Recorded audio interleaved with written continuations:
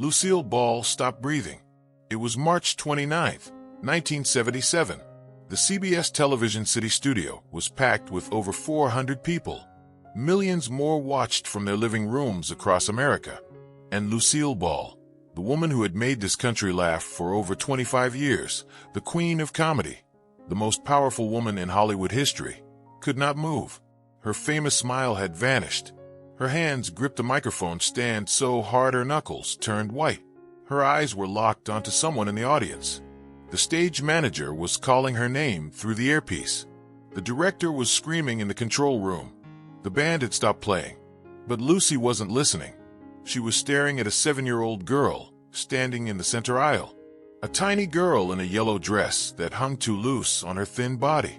A girl wearing a woman's pearl necklace wrapped twice around her small neck.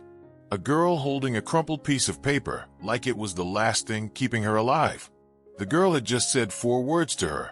4 words that shattered the strongest woman in television. The audience sat frozen in confusion. This was Lucy, the woman who could handle anything. The woman who had done this 10,000 times before. The woman who never broke character. But now tears were streaming down her face. 15 seconds of dead air. An eternity in live television. The longest silence in CBS history. What did a 7-year-old girl say that brought Lucille Ball to her knees on live television? The answer will change the way you see this woman forever. If this story is already getting to you, drop a like right now and tell me in the comments where you're watching from tonight. This is just the beginning. Her name was Sophie Martinez. She was 7 years old. Brown curly hair. Eyes that carried a weight no child should ever know. 6 weeks before that night, Sophie's entire world had fallen apart. Her mother, Rosa Martinez, was 31 years old. She worked as a waitress at a small diner in East Los Angeles. Double shifts. Tired feet. Aching back. Rosa wasn't rich. She wasn't famous. But she was everything to Sophie. Rosa had one escape from her exhausting life. One thing that made her forget the bills piling up on the kitchen counter. One thing that made her laugh, no matter how hard her day had been. I love Lucy. Every single night after her shift, Rosa would collapse onto their worn-out couch, pull Sophie onto her lap, and watch Lucy reruns. She knew every episode by heart. She would act out the chocolate factory scene until Sophie couldn't breathe from laughing. She would do the vitamin bit with a spoon as a fake bottle. She would mimic Lucy's famous cry until tears rolled down both their faces. One night, Sophie asked her a question. "Mommy, why do you love Lucy so much?" Rosa's answer was simple. "Because she taught me that a woman can fall down 100 times and still be the strongest person in the room. She taught me how to laugh when all I wanted to do was cry." Rosa had one dream she talked about constantly. "One day, Mija, I'm going to meet Lucille Ball. I'm going to shake her hand and tell her she saved my life." 3 months before that night, Rosa did something crazy. She saved every tip, skipped lunches, worked extra shifts. She finally had enough money. 2 tickets to a CBS special taping where Lucille Ball would be honored live on television. Rosa had screamed so loud the neighbors knocked on the door. She picked Sophie up and spun her around their tiny kitchen. "We're going to see Lucy, baby. We're finally going to see Lucy." Sophie had never seen her mother so happy. Then February 14th happened, and Rosa Martinez never got to see Lucy at all. What happened that night changed Sophie's life forever, and she was about to change Lucy's. Rosa had collapsed at the diner during her shift. A brain aneurysm. She was gone before the ambulance even arrived. Sophie wasn't there. She was at school, drawing a picture of her and her mother meeting Lucy. She never got to say goodbye. The tickets were still in Rosa's purse when they returned her belongings. 2 front row seats to the CBS special. March 29th, 1977. One of them still had Rosa's name printed on it. Sophie's grandmother, Elena, didn't know what to do with them. Throwing them away felt like throwing away the last piece of her daughter's dream. But going without Rosa seemed impossible. Sophie made the decision for her. "I want to go, Abuela." Elena looked at her granddaughter. This tiny girl who hadn't smiled since the funeral, who barely ate, who woke up screaming every night, calling for a mother who would never come. "Mija, it might be too painful." Sophie shook her head. Mommy wanted to meet Lucy her whole life. If we don't go, her dream dies too. I don't want her dream to die, Abuela. Elena broke down crying. Her 7-year-old granddaughter was thinking more clearly than any adult in the room. They would go. The night before the taping, Elena found Sophie sitting on the floor of Rosa's bedroom. She was holding a piece of paper, writing something slowly and carefully. Every letter took effort. What's that, Mija? Sophie folded the paper and put it in her pocket. It's for Lucy. Mommy always wanted to tell her something. She never got to. So I'm going to tell her for Mommy. The night of the taping, Sophie insisted on wearing her mother's pearl necklace. It was too long for her. She had to wrap it twice around her small neck just to keep it from falling off. But she refused to go without it. The drive to CBS Television City was silent. Sophie sat in the back seat clutching that crumpled paper, staring out the window at a city her mother would never see again. When they arrived, the energy was electric. People laughing, people excited. The hottest ticket in Hollywood. Sophie didn't smile. They took their seats. Front row. The seats Rosa had worked so hard to buy. One empty space beside them where she should have been. Elena whispered, Mommy's watching from heaven, sweetheart. Sophie nodded slowly. I know, Abuela. That's why I have to give Lucy the paper.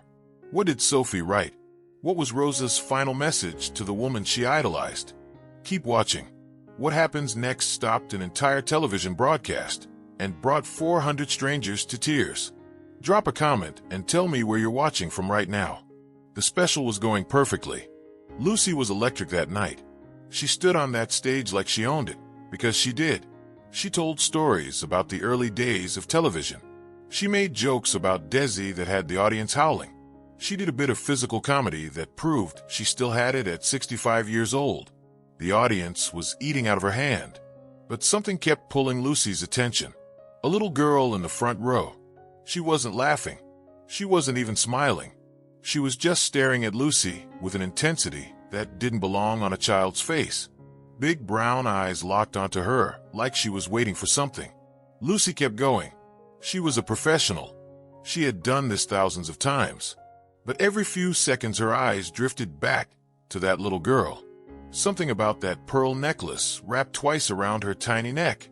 Something about the way she was clutching that crumpled paper. Something about the empty seat beside her. Lucy finished a story about her early days in Hollywood. The audience erupted in applause. And in that brief moment of silence between the clapping and the next segment, the little girl stood up. Elena grabbed her arm. Sophie, no. But Sophie was already moving, walking toward the stage with that crumpled paper in her hand. Security stepped forward immediately, but Lucy held up her hand. Wait, let her come. The audience went dead quiet. 400 people holding their breath. Lucy walked to the edge of the stage and slowly lowered herself down to Sophie's level. Her knees ached. She didn't care. What's your name, sweetheart? Her voice was tiny but steady. Sophie. My mommy loved you, Miss Ball. Lucy smiled warmly. That famous smile that had comforted America for decades. Well, that's very sweet, Sophie. Is your mommy here tonight? Sophie shook her head. She died 6 weeks ago. The audience gasped. Lucy's smile vanished instantly. Oh, honey. I'm so sorry. I'm sure your mommy is watching from heaven right now, and she's so proud of. She wanted to meet you her whole life. Sophie held up the crumpled paper. She saved up for a whole year to buy these tickets. She never got to come. So I came for her. And I wrote down what she always wanted to tell you. Lucy stared at the paper. Then at Sophie. Then back at the paper. She took it gently with trembling hands and unfolded it. The audience watched in complete silence as Lucille Ball began to read. At first her face was calm, professional. Then something shifted. Her eyebrows pulled together. Her lips pressed tight. Her jaw clenched. She kept reading. And then Lucille Ball's hand started shaking. The stage manager's voice came through her earpiece. Lucy, we're live. Lucy, what's happening? She didn't respond. She couldn't. Her eyes were filling with tears. The queen of comedy. The woman who built an empire on laughter. The first woman to run a major television studio. She was crying on live television. Her shoulders began to shake. She covered her mouth with her hand. The paper trembled in her grip. Sophie stepped closer and touched Lucie's arm. "Mommy said you would understand, Miss Ball. She said you were the only person in the whole world who would understand." Lucie looked at her through tears, her voice barely a whisper. "Sophie, your mother. I had no idea. What was written on that paper? What did Rosa Martinez want to tell Lucille Ball so badly that her 7-year-old daughter delivered the message after her death?" The answer reveals a connection between a waitress from East Los Angeles and the biggest star in America. A connection that began 30 years before Sophie was even born. Lucie looked at the audience, then at Sophie, then at the 400 strangers waiting in breathless silence. She took a deep breath and spoke. "I need to read this to you. I need you to know who this little girl's mother was." She held up the crumpled paper. "Rosa Martinez, a waitress from East Los Angeles. A woman I never met, but a woman who just reminded me of something I almost forgot." Lucie's voice steadied as she began to read aloud. "Dear Miss Ball, you don't know me, but you saved my life when I was 12 years old." The audience leaned forward. "In 1958, my father left us, just walked out one night and never came back. My mother worked 3 jobs just to keep us fed. I stopped smiling. I stopped talking to anyone. I forgot what it felt like to be happy. One night my mother came home, so tired she fell asleep on the couch with the television still on. I couldn't sleep, so I just watched whatever was playing. It was I Love Lucy." Lucie's voice cracked. "I watched you stuff chocolates in your mouth. I watched you stomp grapes with your bare feet. I watched you mess everything up and then figure out how to fix it. And for the first time in 6 months, I laughed." Lucie paused and wiped her eyes. The letter continued. "That laugh saved me, Miss Ball. You taught me that it was okay to fall down. That falling down didn't mean you were broken. That the bravest thing a woman can do is get back up and laugh at herself. I've watched your show every single night since then. 19 years. You've been my best friend when I had no one. You taught me how to be a mother. You taught me how to survive." Lucie's hands were trembling now. The next words came out barely above a whisper. "I'm sick, Miss Ball. I found out last month. The doctors say it's serious, but I'm not scared. Because you taught me that even when everything falls apart, you keep laughing. You keep getting back up. I'll probably never get to meet you, but my daughter will. Please tell her that her mommy loved her more than anything in this world. And please tell her what you taught me. That laughter isn't about being happy. It's about being brave." Lucie lowered the paper. She looked at Sophie with tears streaming down her face. "Your mommy knew she was sick, didn't she, sweetheart?" Sophie nodded, tears rolling down her small cheeks. "She didn't tell me, but I heard her crying at night." Lucie knelt down again and held Sophie's small hands in hers. "Your mother spent her whole life learning how to laugh through pain, and now she wants you to learn the same thing. Not because life isn't hard, but because laughter is how we survive." Sophie whispered through her tears. "She really loved you, Miss Ball." Lucie pulled her close. "And I love her too, baby. Because any woman who understands what laughter really means is my sister." Lucie stood up slowly, but she wasn't finished. What she did next became one of the most legendary moments in television history, and it would change Sophie's life forever. Smash that subscribe button and tell me where you're watching from right now. Lucie reached up to her neck. She unclasped the small gold pendant she was wearing, a delicate chain with a tiny heart that caught the stage lights. She held it up for Sophie to see. "My mother gave this to me when I was about your age, Sophie. She told me to wear it whenever I felt scared. She told me it would remind me that someone loved me, even when I couldn't see them." Lucie placed the pendant gently in Sophie's small hands. "I want you to have this. Whenever you miss your mommy, hold this and remember that somewhere out there, people are still laughing because of women like her. Women like you. Women who get back up no matter how many times they fall." Sophie clutched the pendant like it was made of gold, because to her, it was worth more than gold. Lucie took her hand and walked her back to Elena, who was sobbing uncontrollably in her seat. Lucie leaned in close and whispered something only Elena could hear. "Your daughter was a warrior. This little girl is going to be just fine. I promise you that." Lucie turned to face the audience. "We're going to take a short break, folks. But I want you to remember something tonight." She paused, letting the silence settle over the room. "The women who love us never really leave. They just teach us how to be brave. Rosa Martinez reached me tonight through a letter, and the bravest little girl I've ever met." The audience erupted into a standing ovation. 400 strangers crying, clapping, some holding onto each other. During the commercial break, Lucy asked her producer to bring Sophie and Elena backstage. What happened behind those curtains would stay with Sophie for the rest of her life. And Lucy made a promise that night that she kept until the day she died. Backstage, Lucy handed Sophie a signed photograph. The inscription read, "For Sophie and Rosa Martinez. Your mommy taught me something tonight. Keep laughing, keep falling, keep getting back up.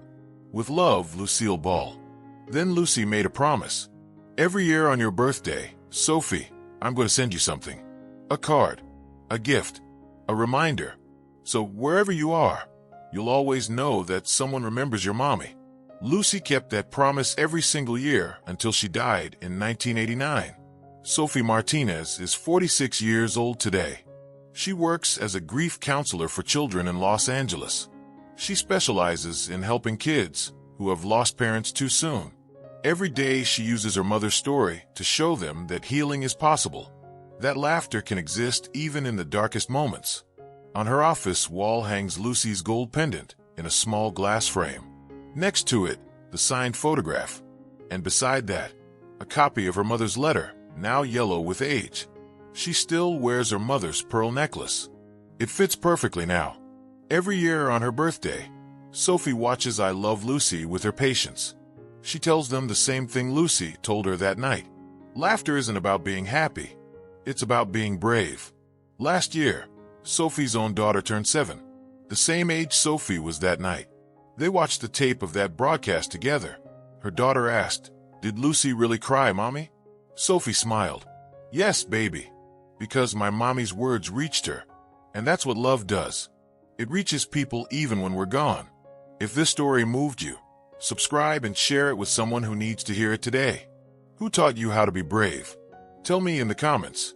Drop where you're watching from right now. And remember, even when you fall down, you can always get back up. That's what Lucy taught us all.